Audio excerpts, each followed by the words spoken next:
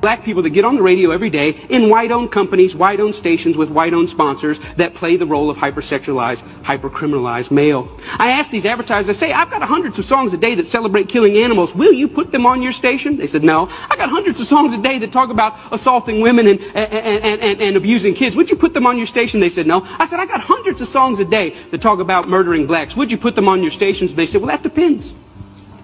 Depends on what? Who it's done by and who it's branded for. Because if we can get black folks to sing about it, and we can brand it for our youngest black audiences, I think there's money to be made. I think there's American appetites to see these people that way.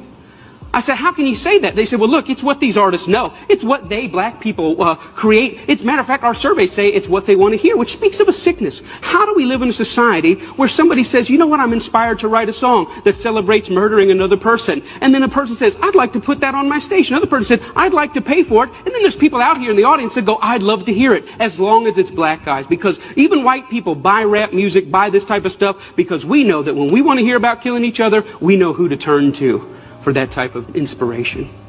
We call it our music. We say we own it. White people buy more rap than black people. Yeah, but we're very careful to turn it down at the stoplight when other black people are there. Why? Because we know we're just pretending. For them, it's more authentic and real. I always ask the companies, what about your name? What about your brand? What about your value? And the largest radio company in the world said this: it's okay that we only have drug dealers on our black youth stations. We only have murders on our black youth stations. We support black charities. We give out water at the Martin Luther King parade. I think we've got it covered. We've bought them off.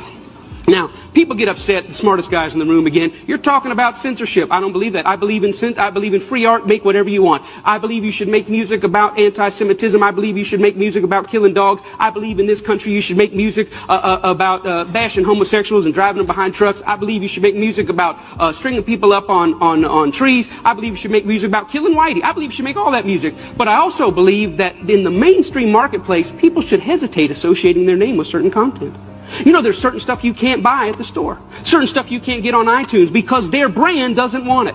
But if you want to hear black people celebrating killing black people, they got thousands and thousands and thousands of those things to sell you. I don't think it's about censorship. I think it's about American cultural hypocrisy.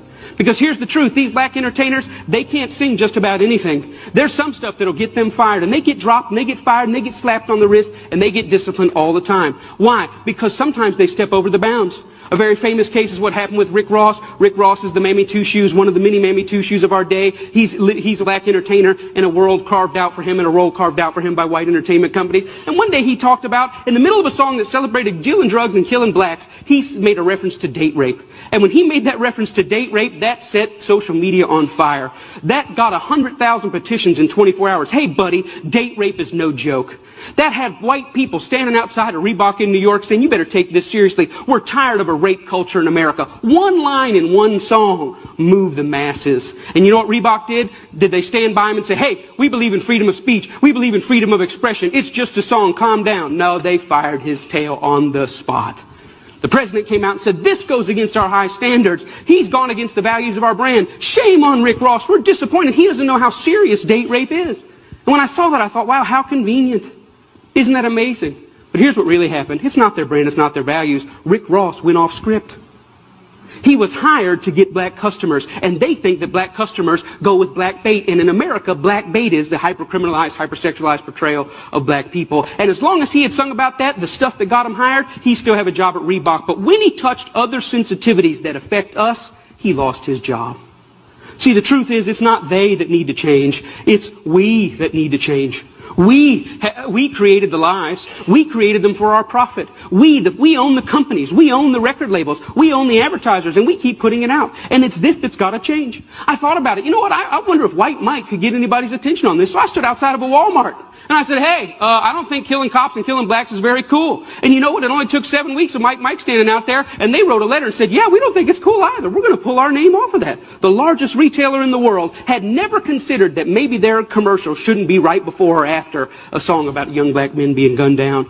And I realized this, that black murder is normal, but it should not be. And I realized the importance at the coffee table, at every headline, every pastor's gathering, every family gathering to say, you know what, these black lives matter. It's not just another black kid. These are human beings. I'm doing my best in every way, shape, and form. Talks like this everywhere I can go to say, you know what, I was born in a world where black murder was normal. My kids were born into a world where black murder is normal, but I don't want to die in a world where black murder is normal. Am I 5 years or 10 years away? I don't know, but I'm screaming as high as I can. Let's feel this pain and let's lift our voice to tell the lies. They are not criminals, they are not deviants, and their lives are just as important as ours. Thank you very much.